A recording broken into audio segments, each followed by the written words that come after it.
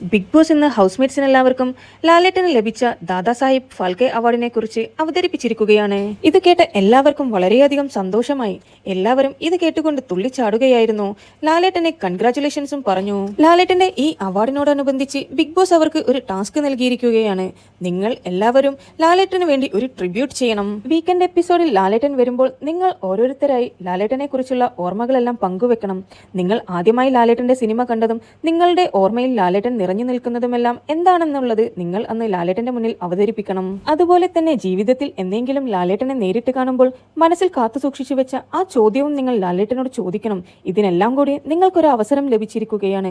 അതുകൊണ്ട് തന്നെ നിങ്ങൾ അത് വളരെ ആത്മാർത്ഥതയോടുകൂടി എല്ലാവരും ഇതിൽ പാർട്ടിസിപ്പേറ്റ് ചെയ്യണമെന്നാണ് ബിഗ് ബോസ് പറഞ്ഞിരിക്കുന്നത്. ടാസ്ക് എല്ലാം കേട്ട ശേഷം ഹൗസ്മേറ്റ്സ് പറഞ്ഞു, ഞങ്ങൾക്ക് സെലിബ്രേറ്റ് ചെയ്യുവാനായി ഒരു കേക്കെങ്കിലും ബിഗ് ബോസ് ഒന്ന് അയക്കാമോ, അല്ലെങ്കിൽ ഇന്നത്തെ ഫുഡ് ബിഗ് ബോസിന്റെ വക തന്നെ ആയിക്കോട്ടെ എന്നാണ് മറ്റുള്ള ഹൗസ്മേറ്റ്സ് എല്ലാവരും പറഞ്ഞത്.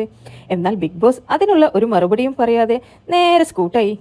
നിങ്ങൾക്ക് കൂടുതൽ BB അപ്ഡേറ്റ്സ് അറിയുവാൻ താല്പര്യമുണ്ടെങ്കിൽ ചാനൽ സബ്സ്ക്രൈബ് ചെയ്ത് സപ്പോർട്ട് ചെയ്യുക.